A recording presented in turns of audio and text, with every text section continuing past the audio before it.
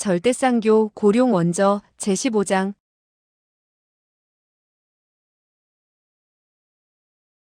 15. 선녀 잡는 돼지. 철심란이 말을 받았다. 아니, 맞았어. 난 초엘 아니지. 난 지금 내 마음이 방황하는 것을 알고 있어. 어디로 가야 할지도 모르고 어떻게 해야 할지도 모르지. 그러니 너는 조용히 생각을 해봐. 넌 도대체 몇 살이지? 난 때때로 두렵기도 해. 넌 정말 아이인지 아니면. 요게. 소어아가 빙그레 웃으며 한 말이다. 철심란이 가볍게 탄식을 내뿜었다. 난 때때로 내가 혹 정령이 변한 사람이 아닌가 생각을 하게 돼. 그렇지 않고서야 어찌 남의 속마음을 알겠어? 그것은 내가 세상에서 가장 영리하기 때문이야. 어쩌면 너는 정말. 그건 어쨌든 좋아. 이젠 얘기할 때가 됐어. 무슨 얘기? 넌 내가 도대체 어떻게 해야 하는지, 또 어디로 가야 하는지 알아? 철심란은 고개를 떨어뜨리고 힘없이 말했다. 나. 빨리 생각을 해야 돼. 난 너와 같이 오래 있을 수는 없어.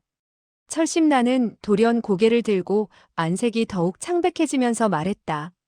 너, 나와 같이 있을 수 없다고? 물론 함께 있을 수 없지. 그러나 볼래. 그렇군. 처음에는 너와 함께 돌아다니고 싶었지.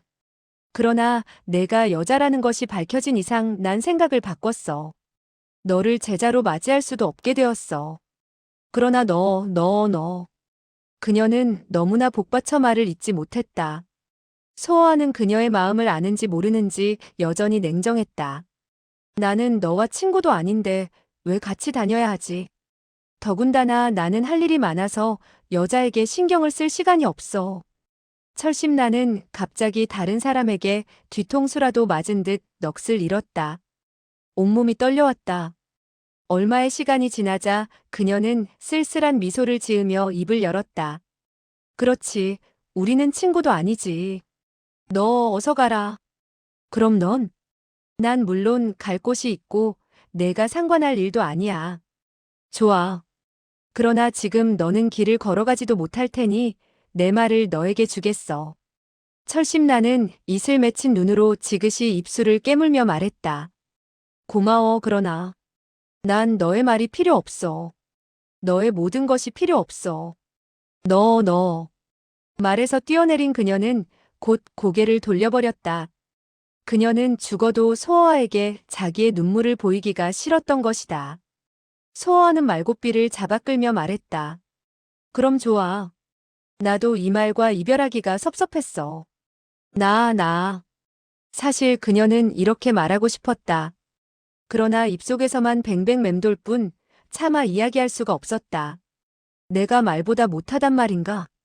너는 나와 헤어지는 게 섭섭하지도 않단 말이야? 그러나 그녀는 끝내 말을 못했다. 비록 그녀의 마음이 무참히도 무너지고 말았지만. 좋아. 난 가야겠어. 그러나 몸 조심해요. 철심란은 돌아선 채로 고개를 돌리지도 않았다. 다만 말발굽 소리가 나자 그가 이대로 가버리는구나 하는 생각이 들었다. 철심란은 더 이상 참을 수가 없어 울음을 터뜨리고 말았다.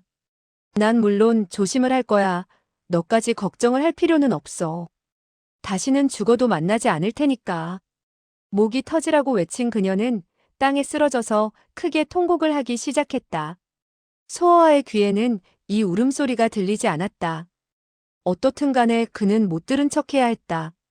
그가 할 수 있는 일이라면 오직 말머리를 쓰다듬으면서 중얼거리는 것이 고작이었다. 소백채, 내가 영리한 사람이지. 이토록 쉽게 여인을 보내버렸으니. 여인은 보내기가 어렵다는 것을 알아야 돼. 그는 말을 타고 천천히 앞으로 나아갔다. 그러다가 다시 중얼거렸다. 소백채, 그녀가 어디로 갔는지 아느냐? 모르겠지? 나도 몰라. 우리 여기서 몰래 구경이나 할까? 소어하는 말에서 내린 뒤에 다시 중얼거렸다. 우리는 급히 해야 할 일도 없으니까 좀 기다려도 괜찮아. 별들이 하나둘 많아져서 하늘을 쳐다보면 어지러울 정도였다. 밤이 점점 깊어갔다. 한참을 기다려도 철심나는 오지 않았다. 그녀는 이 길로 가는 것이 아닌가? 근처의 길이라곤 이것뿐인데. 혹시 길을 잃은 게 아닐까? 그녀가 또. 생각이 여기까지 미치자 그는 돌연말에 올라타 큰 소리로 말했다. 가라 소백채, 우리 다시 가보자. 그녀가 무얼 하는지. 그러나 넌 내가 그녀나 다른 어떤 여자에게도 관심이 있는 것은 아니라는 것을 알아야 돼. 그의 말이 끝나기도 전에 말은 이미 달리고 있었다. 올 때보다는 훨씬 빨랐다. 잠시 후 그는 다시 철심란과 헤어진 자리까지 왔다. 소어는 멀리서 철심란을 발견하였다. 철심란은 아직까지도 그곳에 누워 있었다. 울지도 않고 움직이지도 않았다. 소어하는 말에서 뛰어내리면서 큰 소리로 외쳤다. 어이, 여긴 잠을 자는 곳이 아니야. 철심란은 냉랭하게 소리쳤다. 가라. 누가 너더러 오라고 했어. 무엇 때문에 왔지? 밤 기운 때문인지 그녀의 창백하던 얼굴이 자주색으로 변해 있었다. 게다가 입술은 계속 떨고 있었다. 그녀는 입을 떼기가 무척 힘들어 보였다. 소어는 다시 큰 소리로 외쳤다. 혹시 병이라도? 내가 아파도 너는 상관 마라.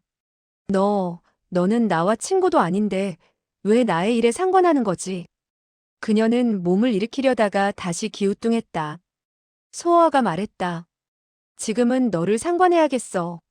말을 마치자 급히 손을 내밀어서 그녀의 이마를 만졌다. 열이 있었다. 철심나는 그의 손을 뿌리치면서 떨리는 목소리로 말했다. 나를 건드리지 마라. 난 꼭 만져야겠다. 소어는 삽시간에 그녀를 번쩍 안았다. 내가 나를 건드려. 손을 놓고 꺼져버려. 그녀는 뿌리치면서 크게 소리를 질렀다. 그러나 굳게 붙잡은 그의 손을 뿌리치지는 못했다. 오직 그녀의 주먹만이 마치 비가 오듯이 약하게 소어의 가슴을 때릴 뿐이었다. 병이 너무 심해. 죽어가고 있어. 더 이상 얌전히 내 말을 듣지 않는다면 난 너의 바지를 벗기고 너의 엉덩이를 때리겠어. 알겠지? 철심나는 있는 힘을 다해서 소리쳤다. 내가. 큰 눈동자가 스르르 감기며 소어의 품속으로 파고들어 통곡을 하기 시작했다. 철심나는 정말 심하게 병을 앓고 있었다. 소어는 제일 좋은 여관을 찾았다. 그리고 제일 좋은 방을 찾았다. 그 방은 먼저 든 투숙객이 있었다. 그러나 그는 금돈을 꺼내서 그에게 건네주며 말했다. 당신이 다른 방으로 옮긴다면 이 금을 당신에게 드리겠소. 그는 이 한마디의 말로 그 사람을 바람처럼 쫓아내버렸다. 금이란 말 100마디보다 쓸모가 많았다. 초조, 실망, 험난, 타격, 상심과 초원에서의 차가운 바람이 철심란을 높은 열로 정신을 잃게 하고 말았다. 그녀가 깨어났을 때에 소어하는 그녀의 약을 다리고 있었다. 그녀는 기어서라도 일어나고 싶었지만 소어아가 그대로 둘리만무했다. 일어나지 못하게 끌어안아 다시 자리에 뉘었다. 그녀는 조용히 신음을 했다. 너. 말을 하지 마. 그녀는 소어아의 눈이 헬쑥하게 들어간 것을 보자 곧 자기를 보살피기 위해서 며칠 동안 자지 못한 것을 알고 눈물이 두 뺨을 적셨다. 소어아는 약사발을 들고 와서 말했다. 울지 말고 약이나 먹어. 이건 최고의 약이야. 먹으면 곧 좋아질 거야. 만약에 계속 어린애같이 울기만 한다면 너를 때리겠어. 이건 누가 말해준 약방문이지? 나. 너는 병도 볼 줄 아는군. 무엇이든지 한단 말이야. 입을 그만 열고 약이나 먹어. 철심나는 며칠을 알아누워 있었지만 웃음 띤 얼굴은 여전히 매력있고 아름다웠다. 그녀는 웃으면서 말했다.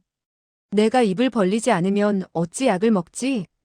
소어아가 따라서 웃었다. 오랜만에 웃음소리였다.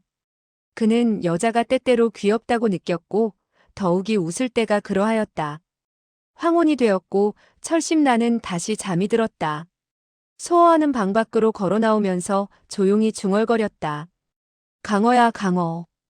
여자가 이렇게 너에게 웃는 것은 너를 해치려고 너를 속이는 것임을 잊지 마라. 그녀가 너에게 다정할수록 너는 위험하다. 조금이라도 조심하지 않으면 너의 한평생이 끝나버리는 거야. 백만은 마구간에서 풀을 뜯어먹고 있었다. 소호와는 천천히 걸어가서 그 머리를 쓰다듬어 주었다. 백채 안심해라.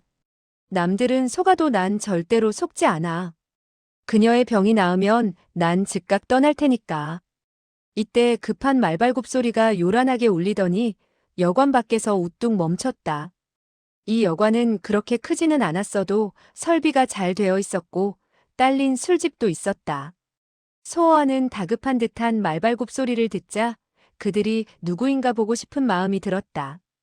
그는 조용히 발걸음을 옮겨 정원 한편에 서서 주점 안을 들여다보았다. 네다섯 사나이가 주점으로 들어오는 것이 보였다. 그들은 아무 소리도 하지 않고 탁자를 하나 차지하고 앉았다. 주인 역시 분위기가 심상치 않자 아무 소리도 하지 않고 즉각 술을 올렸는데 이 사람들은 멍하니 앉아서 움직일 줄 몰랐다. 그들 하나하나의 얼굴은 모두 불그레하게 부어 있어 남에게 수십 장의 따귀를 맞은 것 같았다. 한참 후 다시 두 사람이 걸어 들어왔다. 그 두 사람은 더욱 비참한 모습을 하고 있었다. 얼굴이 부어오른 것은 물론 머리 뒤쪽이 피투성이가 된 채 천으로 동여매어 있었다. 크게 당한 모양이었다. 먼저 온 다섯 사람은 이 두 사람을 보자 눈이 휘둥그레졌다. 그러나 이 두 파의 사람은 서로 손을 쓸 기세는 아니었다. 다만 서로 쳐다보며 마치 닭싸움하듯 하였다. 먼저 온 다섯 사람 중에 하나는 곰보였으나 얼굴이 부어올라 곰보까지 잘 보이지 않을 정도였다. 그는 한동안 뒤에 온 사람들을 노려보다가는 돌연 크게 웃었다. 표은이 안서에 들어서니 태평은 끝이 없다. 안서 표국의 대표사는 여간에선 물건을 잃지 않는데 어찌 자기의 귀까지 잃었소? 재미있는데.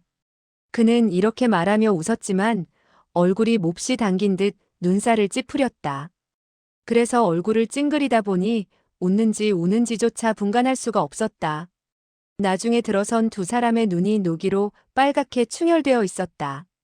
왼쪽 얼굴에 칼자국이 있는 사나이가 오싹한 감정이 드는 목소리로 말했다. 만약에 얼굴이 남에게 맞아 부어올랐으면 웃지 않는 게 좋아. 웃으면 몹시 아플 테니까. 곰보 사나이는 노기가 탱천해서 당장이라도 달려들 기세였다. 그러나 칼자국의 사나이는 아랑곳하지 않고 천천히 앞으로 나섰다. 여유가 있어 보였다. 소호와는 생각했다. 이제부터 한바탕 싸우게 되겠지. 그러나 두 사람은 손을 쓰려는 순간 곧 남들에게 제지당했다. 곰보 사나이의 손을 잡은 사람은 흰 수염을 기른 노인으로 나이가 가장 많은 것 같았고 가장 가볍게 맞았는지 상처가 적었다. 그는 손을 저으면서 억지 웃음을 보였다. 안서표국과 정원표국은 비록 장사를 위해서 싸우기도 하지만 그건 어디까지나 장사일 뿐이요. 그러나 사실상 우리는 모두 중원에서 온 강호 형제가 아니요. 절대로 형제간의 우위를 생각해서라도 함부로 싸워서는 안 돼요. 칼자국의 사나이의 팔을 잡은 것은 몸이 호리호리한 사나이였다. 그는 말했다. 구양 형의 말이 맞소. 우리는 총국에 의해 이런 가난한 곳에 온 것이요. 그것 자체가 이미 불행이고 게다가 지금은 모두 변을 당한 사람이니 화를 내지 맙시다. 구양이라는 노인은 탄식을 하면서 말을 받았다. 더군다나 오늘은 우리가 다 같은 사람에게 당했으니. 아, 이렇게 서로 내란을 일으켜서 남에게 웃음거리가 된다면 되겠소? 그 호리호리하게 마른 사나이가 다시 말을 받았다. 그럼 여러분도 혹시 그녀에게. 구양 노인이 쓴웃음을 보이면서 말했다. 그녀가 아니면 누구겠소?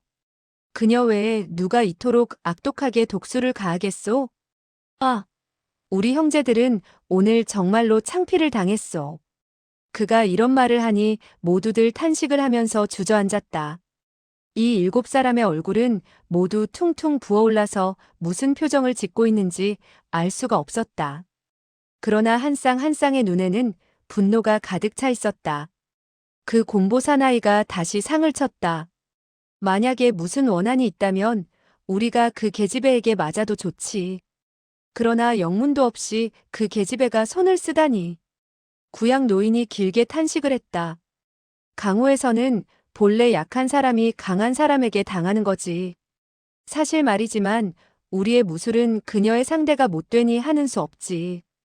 그 호리호리한 사나이가 갑자기 미친 듯 웃어 젖혔다. 그러나 그 계집의 행색으로 미루어 보아 어디 다른 곳에서 된통당했던 것 같아. 눈알이 빨갛게 된 것이 한참 울고 난 후 같았어. 그리고 말도 어디에서 잃어버렸는지 없더군. 우리는 불행하게도 그녀의 화풀이감이 된 셈이야. 곰보 사나이가 손뼉을 쳤다. 선오대의 말이 맞아요. 그 계집애는 자기보다 더 무서운 사람을 만났던 것이요. 그렇지 않으면 예쁜 남자를 만났는데 그자에게 희롱이나 당했는지도 모르지. 몇 사람은 일제히 웃어버렸다. 비록 아픈 표정이었으나 통쾌하게 웃고 있었다. 여기까지의 광경을 보고들은 소어하는 이 사람들이 필시 소선녀를 만났었음을 알았다. 소선녀가 따귀를 때리는 수단은 자기도 맛보았던 것이다. 그러나 소선녀는 확실히 소어아를 때릴 때보다는 심하게 손을 쓴 것 같았다. 그녀는 우물가에서 하루 종일 고생을 한 뒤 모든 화풀이를 이자들에게 가한 것이었다. 소어아는 생각할수록 재미있다고 느꼈다. 그때 돌연 7사람이 모두 웃음을 그쳤다. 입을 벌린 사람은 입을 벌린 채로, 코가 비틀어진 사람은 코가 비틀린 채 굳어져 버렸다. 소선녀 장청이 어느새 문 앞에 서서 한자 한자 내뱉고 있었다. 내가 너희들에게 사람을 찾으라고 했지. 누가 너희들에게 여기서 술이나 마시라고 했어. 소어하는 가슴이 요동쳤다. 그러나 침착하게 한 걸음 한 걸음 뒤로 물러섰다. 그는 물론 소선녀가 찾고 있는 사람이 바로 자기라는 것을 알고 있었다. 다행히 날이 이미 저물어 불이 켜져 있는 곳에선 정원이 잘 보이지 않았다. 소어하는 담을 따라서 마구간까지 물러섰다. 비단 사람이 소선녀에게 보이면 안 될 뿐 아니라 말까지도 그녀에게 보여선 안 되었다. 그런데 불행히도 이 말은 하얀색이라서 남의 눈에 잘 띌 수밖에 없었다. 마구간의 바닥은 젖어 있었다. 소어하는 곳 젖은 흙을 한 움큼 집어들어 말의 몸에다 칠했다. 말이 소리를 내려 하자 소어하는 급하게 풀을 말의 입속에 넣고 머리를 쓰다듬으며 속삭였다. 소백채, 백채형. 지금 절대로 소리를 내선 안 돼. 너는 왜 이토록 하얗지? 철심남보다 더욱 하얗구나. 얼마가 지나자 하얀 턴 말은 이미 흑색의 말로 변했다. 소어하는 자기가 보기에도 매우 재미있게 느껴졌다. 손에 묻었던 흙을 닦으며 조용히 방으로 물러갔다. 방 안에는 불이 켜져 있지 않았다. 철심나는 소어아가 들어오는 것을 보고는 돌연 그를 잡고 소리쳤다. 나의 신발은? 신발. 그 낡은 신발. 철심나는 거친 숨소리를 내면서 말했다. 바로 그 신발. 그 신발은 너무 낡아서 내가 도랑에다 던져버렸어. 뭐? 내가 버렸어. 그까짓 신발은 거지에게 주어도 안 받을 텐데 뭐가 아까워서 그래. 난 이미 그것보다 10배나 좋은 것을 사왔어. 철심나는 그의 손을 뿌리치더니 침대에서 뛰어내려 떨리는 소리로 말했다. 어디에 버렸는지 찾으러 가. 찾을 필요는 없어. 너 이 병신, 내 신발에 뭐가 들어있는지 알아? 소어아는 아무렇지도 않은 듯 눈을 깜빡이면서 말했다. 무엇이 있지? 바로 그 물건이야. 바로 그 물건이란 말이야. 난 그것 때문에 목숨까지 잃을 뻔했어. 그런데 내가 그 신발을 도랑에 던지다니. 그 물건? 넌 그 물건을 가지고 있지 않다고 했잖아. 철심나는 얼굴에 눈물과 콧물이 온통 범범이 되어 말했다. 그건 내가 거짓말을 한 거야. 참, 누가 날 속이라고 했어? 내 꾀에 내가 속은 거지. 내 잘못이 아니야. 나도 그 신발을 도대체 어디에 버렸는지 생각이 안 나는데. 철심나는 곧 침대에 쓰러져서 움직이지도 못했다. 입으로만 중얼거릴 뿐이었다. 좋아, 좋아. 모든 것이 끝났어.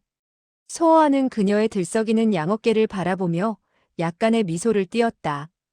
그 물건은 다만 낡은 종이 조각일 뿐이야. 왜 그렇게 애가 타야 하지? 너무 애가 타서 병이 도지면 곤란하단 말이야. 그의 말이 끝나기도 전에 철심나는 다시 벌떡 일어서서 그를 노려보았다. 너, 내가 어찌 그게 종이인 줄 알지? 내가 말한 것이 바로 그 종이라면 난 이미 신발 속에서 종이를 꺼냈지. 찢겼을 뿐 아니라 냄새가 나던데. 고린내지.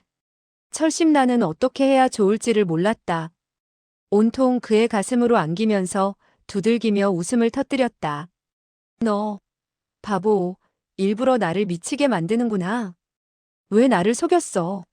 난 벌써 그것이 내 신발 속에 있는 줄을 알고 있었지. 중요한 물건을 신발 속에 감추다니 정말 야갔어. 너야말로 훌륭해. 어떤 일도 너에게는 속이지 못하겠어.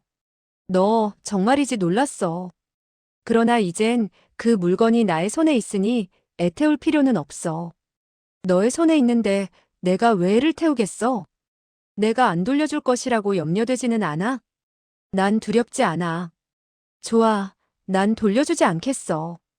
이 말을 듣고도 철심나는 화를 내기는커녕 부드러운 소리로 말했다. 그럼 당신께 드리겠어요. 그러나 넌 목숨이 끊어지더라도 남에게 주지는 않을 거라고 했잖아. 그건 내가 남과는 다르기 때문이야. 어찌된 영문인지 소어하는 돌연 가슴이 쿵쾅거리는 것을 느꼈다. 그리고는 온몸이 날아갈 것 같았다. 그러나 그는 즉각 자기에게 말했다. 강어, 조심해. 이건 개책이다. 철심란이 유유히 말했다. 그건 그렇고 어딜 갔다 왔어? 밖에 거기서 한 사람을 보았지. 누구? 그 사람은 내가 알고. 불행히도 나도 알아. 소선녀. 소어는 웃으며 말했다. 맞았어. 바로 그녀야. 그녀가 어디에 있지? 내가 문만 열면 볼 수가 있을 거야. 철심란의 손발은 순식간에 차가워졌다. 그녀가 바로 밖에 있어? 그런데 어찌 나와 농담을 하고 있을 수가 있지? 그녀가 내 앞에 있어도 난 계속 농담을 할 거야. 우리 어떻게 해야 되지? 말이 끝나기도 전에 밖에서 사람의 목소리가 들려왔다. 문을 열라고 하면 문을 열어. 무슨 말이 그렇게 많아? 뒤따라서 펑 하고 소리가 나면서 문이 부서지는 소리가 났다. 소어하는 탄식을 하면서 말했다. 좋아, 이젠 나가지도 못하게 되는구나. 철심나는 안색이 변하고 몸이 점점 떨렸다. 소선녀가 이미 방마다 조사하는가 봐. 그녀는 필시 우리가 이 부근에 있는 것으로 생각하는 모양인데 창문으로 나가야겠어. 그녀는 즉각 소어와의 손을 잡고 창밖으로 뛰려고 했다. 그러나 소어와는 고개를 가로저었다. 안 돼. 그들이 그 정도 방비는 안 해놨겠어? 창문으로 나갔다가는 당장 들키고 말 거야. 소어와의 손을 잡은 철심란의 손바닥은 땀이 배어 축축했다. 그럼 어떻게 하지? 소어와는 가만히 미소를 지으면서 말했다. 두렵지는 않아. 나에게도 방법이 있으니. 이때 멀리서 여자의 가느다란 목소리가 들려왔다. 나가 빨리 나가. 너희들은 어찌 문을 두드리지도 않고 들어오는 거지? 소어와는 여전히 웃으면서 말했다. 저 여자는 목욕을 하던 것이 아니었을까? 그는 초조하지도 않은 듯 품속에서 낡아서 색이 바란 주머니 하나를 꺼냈다. 그건 뭐지? 이건 보배야. 내가 도시라는 사람에게서 훔쳐왔지. 말을 하면서 그는 그 속에서 얇고 부드러운 것을 꺼냈는데 그것은 마치 두부 껍질 같기도 하고 사람의 껍질 같기도 했다. 철심나는 눈이 휘둥그레지며 물었다. 이건 사람 껍질의 가면 아냐? 아는군. 그는 그 많은 것 중에서 2개를 고른 뒤 말했다. 좋아, 얼굴을 이쪽으로 내밀어. 철심나는 얼굴에 차가운 것이 닿자 온몸에 소름이 쫙 끼쳐왔다. 그녀가 눈을 떠보니 소어와의 얼굴도 완전히 변해 있었다. 그는 수염만 없을 뿐이지 이미 이마에 주름살이 잡힌 노인이 되어 있었다. 철심란이 이 경황에도 가볍게 웃었다. 정말 귀신이야. 너는 벌써 늙은이가 되었군. 늙은이와 노파야말로 어울리지. 이때 발걸음 소리와 사람의 말소리가 점차 가까워졌다. 소호하는 주머니 속에서 수염을 꺼내 입가에다 붙였다. 또 은분을 꺼내서 철심란과 자기의 머리에다 발랐다. 두 사람의 머리는 하얗게 변했다. 소호하는 다시 몇 개의 굵기가 다른 붓을 꺼내 무엇을 묻히더니 철심란의 얼굴에 발랐다. 사람의 목소리가 더욱 가까워졌다. 철심란은 손발이 차가워지면서 사지까지 떨리기 시작했다. 그러나 소호하는 여전히 침착하게 작은 소리로 말했다. 두려워 마. 두려워 마라.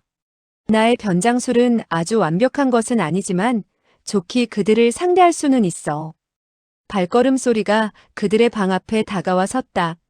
소호하는 번개같이 모든 것을 처리한 후 철심란을 부축하듯 안고 말했다. 자, 가자. 우리는 대문으로 나가자. 대문? 그녀는 목소리까지 메어 말을 제대로 하지를 못했다. 그러나 소호하는 침착하게 문을 열었다. 방금 그 얼굴이 부어올랐던 사나이들이 문 밖에 와 있었다. 소선녀는 예의 그 빨간 옷을 걸치고 바로 그 사람들의 뒤에 서 있었다. 소호하는 고개를 들지도 않고 말했다. 나으리는 어서 길을 비켜요. 내 마누라가 무엇을 잘못 먹었는지 앓고 있으니 빨리 의사를 찾아가지 않으면 죽을 염려가 있소. 그의 말소리는 돌연 늙은이의 목소리가 되어 있었다. 철심란의 몸은 계속 떨려서 마치 중병을 앓고 있는 늙은이 같았다.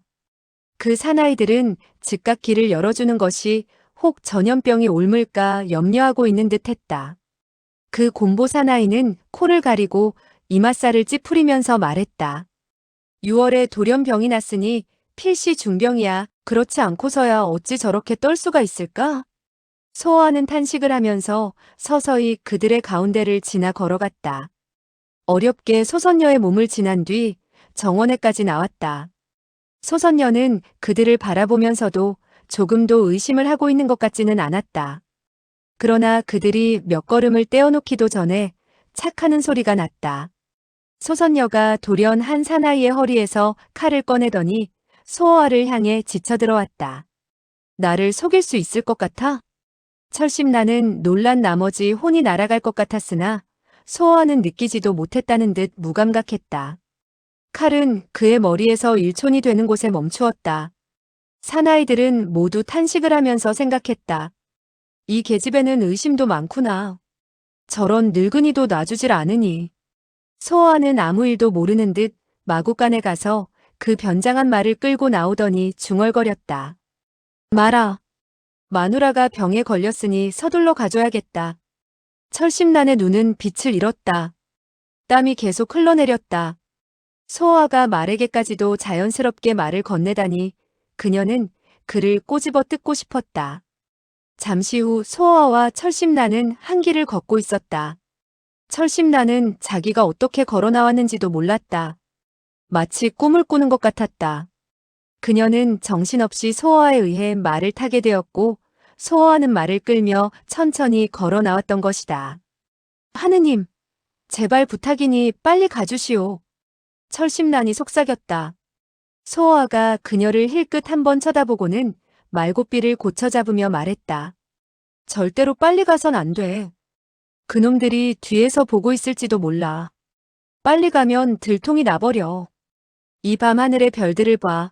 얼마나 아름다운가. 이렇게 천천히 걸어가며 별들을 감상하는 것도 낭만적인 일이야. 그는 정말 고개를 쳐들고 하늘을 바라보았다. 철심란은 길게 탄식을 하면서 울어야 할지 웃어야 할지 몰랐다. 눈앞에 황야가 나타났다. 불빛은 그들과 점점 멀어졌다. 철심란이 그제야 길게 한숨을 내쉬면서 쓴웃음을 띄었다. 너의 마음은 무엇으로 만들어졌는지 모르겠어. 마음? 난 모든 것이 있지만 마음만은 없어. 만약 소선녀가 그 칼을 내려쳤다면 내 목이 떨어지지 않았을 것 같아. 그러나 난 이미 그녀가 단지 나를 시험하고 있다는 것을 알고 있었어. 그녀가 만약 정말 눈치챘다면 어찌 남의 칼을 빌리겠어? 그렇지, 그토록 위험한 순간에도 그런 것까지 생각할 수 있다니 정말 괴인이군. 넌 이제까지 두려움을 모르고 자랐니? 내가 두려움을 모르는 줄 알아? 사실 나도 무척이나 두려웠지. 오직 미친 사람이나 백치만이 두려워하지를 않아. 우리는 지금 어디로 가는 거야? 어디로 가도 상관은 없어. 다만 너의 병이. 난 식은땀을 흘린 뒤 몸이 많이 좋아졌어. 손발에도 기운이 생기니 이상하지. 걸을 수도 있단 말이지. 그럼 믿지 못하겠다면 말에서 내릴까? 좋아, 말에서 내려라. 이제 나도 가야겠어. 너 무슨 말이지? 우리는 벌써 헤어졌잖아. 다만 내가 병이 났기 때문에 너를 돌보았던 것이야. 이젠 병이 나았으니 우리는 물론 각자의 길을 가야지. 철심란의 안색이 창백해졌다. 조금 전 소선녀를 만났을 때보다도 더욱 창백했다. 그녀의 몸이 떨리면서 눈물이 떨어졌다. 넌 정말이야? 물론 정말이지. 너는 나에게 물건을 주고 나도 너의 목숨을 구했으니 우리는 서로 빚이 없게 되었어. 너는 어떻게 그렇게. 너의 심장은 개라도 먹었단 말이야? 이번에는 내가 제대로 알아맞혔구나. 그녀는 돌연 손을 들어 소어아의 따귀를 올려붙였다. 소어아는 움직이지도 않고 그녀의 일격을 받았다. 다행히 나의 심장은 개가 먹어버렸어. 정말 그 개에게 감사를 드려야겠어. 그렇지 않으면 남자의 마음은 여자에게 잡히게 되지. 차라리 개에게 먹힌 게 좋아. 철심나는 그의 뺨을 올려붙이고 나서 땅에 쓰러져 통곡을 하듯 소리쳤다. 너는 사람이 아니야, 사람이 아니야. 넌 사람이 아니야. 소어하는 그녀를 끌어안아 일으켰다. 안녕. 나는 내 말대로 사람이 아니다. 여인의 눈물에 녹을 사람이 아니야. 나. 이때 한 사람의 싸늘한 목소리가 뒤쪽에서 들려왔다. 과연 너는 사람이 아니야. 귀신같이 영리해.